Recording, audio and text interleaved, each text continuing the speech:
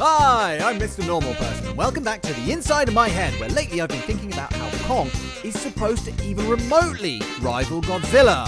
Mr. Normal Person is completely normal. We had this amazeballs trailer drop just the other day, and in it, Kong seemed to be doing a remarkably good job about fending off the big lizard guy. But is it even remotely feasible? And I know what you're thinking, none of this is remotely feasible!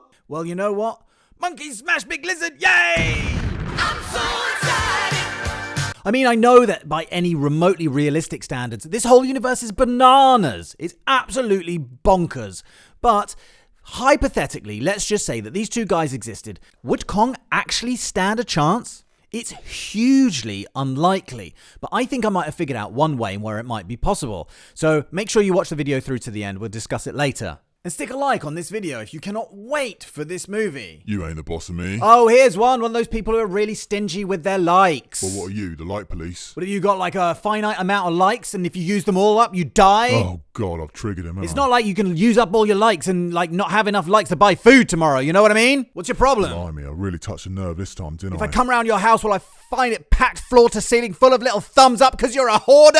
A like hoarder? You want them all to yourself, do you? Oh, God, all right, I like the video, all right? Bloody hell. Well, only if you can find it in your heart to part with one of your precious likes. So why don't I think Kong's got much of a chance? Well, let's take a quick look at Kong's opposition here. Now, as much as we love Kong, the more you think about what Godzilla actually is and what he can do, the more unlikely it seems. So let's just state the obvious. Godzilla is massive. Like, in Godzilla 2014, he bumbled his way through the Golden Gate Bridge without even really realizing. Depending on what source you look at, he's between 120 meters and 150 meters tall. That's 1.5 times Big Ben, 1.5 times the Statue of Liberty, 1.5 times, I tell you. That's also half the Eiffel Tower. I mean, look at this picture. This is a person next to the foot of that thing. So that'll give you some indication. Okay, Norm, I hear you say, what about defensive attributes? Well, let's think about his skin. Like, how many missile blasts could you take without flinching? Because this guy can take a few. So, I mean, look at this. Boom, boom, boom. No problem at all. And then he can regenerate pretty fast. Like, not like Wolverine fast, but still pretty damn fast. And, well, I guess that's about it in terms of defensive abilities. But some would say that attack is the best form of defense anyway. So aside from his big scary claws and big fuck-off teeth, he has this giant whippy tail that he can snap around and pummel shit into other shit and pummel stuff with. Oh yeah, and that's covered in spikes.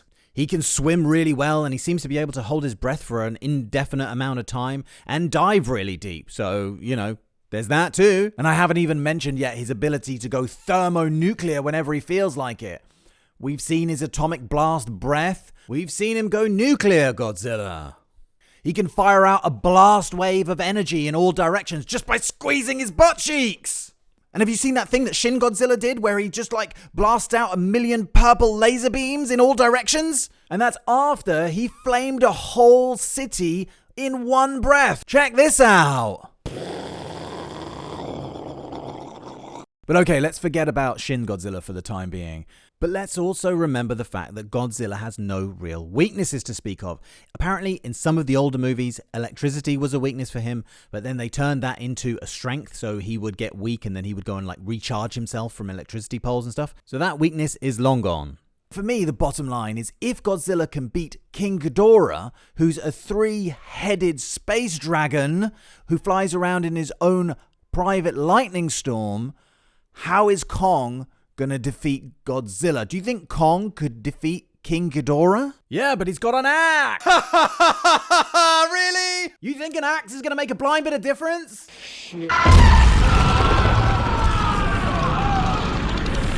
Now, don't get me wrong, I love Kong, I love seeing him in movies, but you know what? I just think he is utterly outclassed here.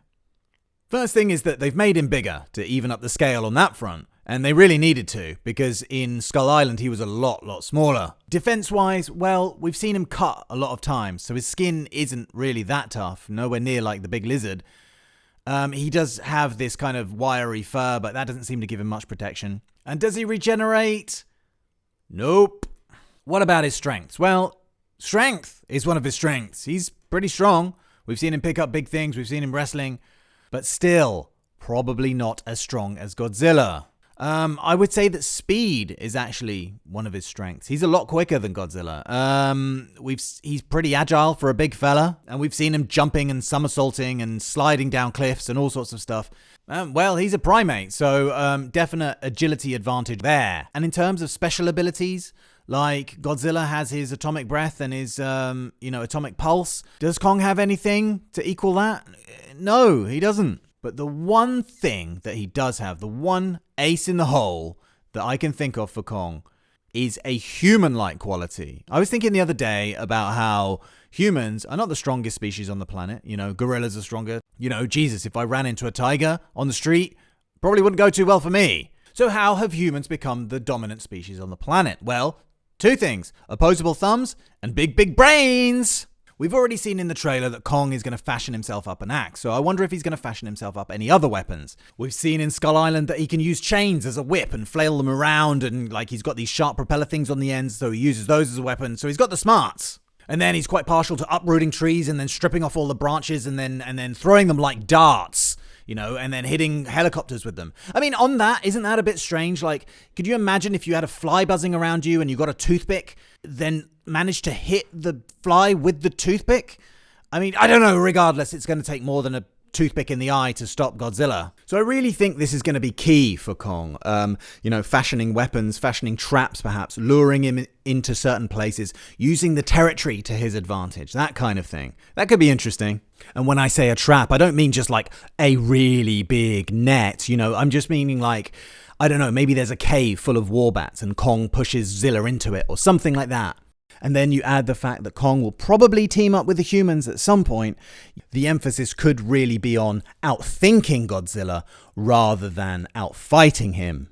I'm fairly certain all of this will become moot anyway, and we won't get a clear winner because Mechagodzilla will show up and Zilla and Kong will have to team up to fight him. Then I've just got this strange feeling, this is pure speculation by the way, but I've just got this strange feeling that the first half of the movie is going to be Kong trying to help the humans from this evil version of Godzilla, whatever it may be, and he's going to endear himself to the humans, and then in the second half, he's going to have to sacrifice himself somehow for the good of the humans. I don't know how exactly, but I've just got a feeling he's not coming out of this.